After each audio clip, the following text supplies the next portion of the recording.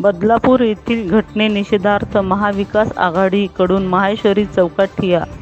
उमरखेड ठाणे जिल्ह्यातील बदलापूर येथील शाळेत 2 अल्पवयीन मुलीवर झालेल्या लैंगिक अत्याचाराच्या निषेधार्थ आज उमरखेड येथे ठिय्या।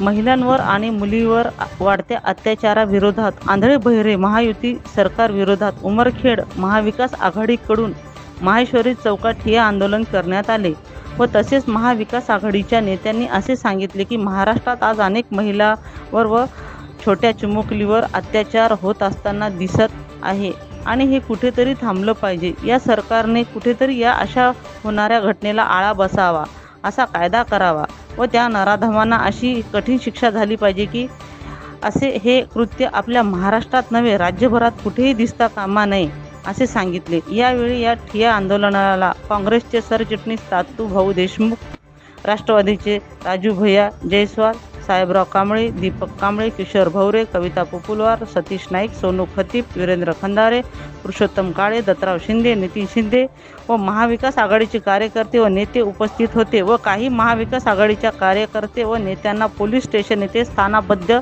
करण्यात आले।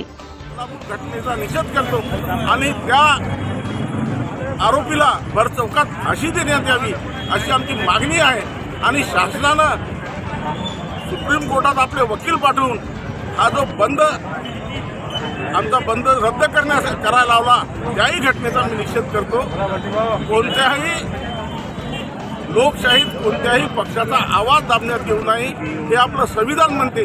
आम्ही संविधानावर चालणार आहोत। आमचे नेते आदरणीय पवार साहेब, उद्धव साहेब ठाकरे आणि नाना पटोले साहेब यांनी आवाहन केल्यामुळे आम्ही हा बंद मागे घेतला आणि निषेधार्थ बसलो। या सरकारचा जेवढा निषेध करावा तेवढा कमी आहे।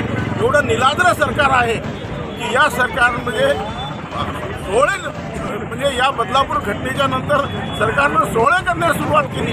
आज यवतमाळला सोहळा आहे। आज तुम्हाला शर्म वाटायला पाहिजे। एका लहान 3 वर्षाच्या बालिकेवर बलात्कार झाला आणि तुम्ही सोहळे करता। 50-50 हजार बाया, लेडीज, लाडक्या बहिणी गाडीनं बोलावता। किती लाज वाटण्यासारखी गोष्ट आहे। बदलापूरसारख्या अनेक घटना होत आहे। महिलांना सुरक्षा मिळत नाही आहे। महिलांना 1000-1500 देण्यापेक्षा या देशामध्ये महिलांना सुरक्षा दिली पाहिजे। आज या देशामध्ये महिलाला सुरक्षा दिली जात नाही म्हणून मी माझ्या वतीने या गृहमंत्र्याने आपला राजीनामा दिला पाहिजे अशी मी मागणी करतो। काही करण्यात येत नाही आहे बरोबर। या देशामध्ये असं म्हटलं जाते संरक्षण खात्यामध्ये संरक्षण खात्याला परिंदा बंकने मार सकता।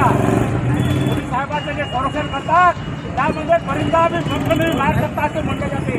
परंतु या देशातील महिला या देशामध्ये सुरक्षित राहिलं नाही आहे। या देशात चालणाऱ्या महिला, घरामध्ये असलेल्या महिला, लहान बालिका या सुरक्षित राहिल्या तर हे कसे म्हणतात या देशामध्ये परिणामी कंपनी मार सकता।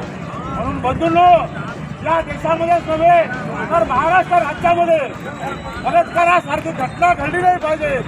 याकरिता शासनाने, राज्य शासनाने व केंद्र शासनाने मोठा चांगल्या पद्धतीचा कायदा अंमलात आणला पाहिजे।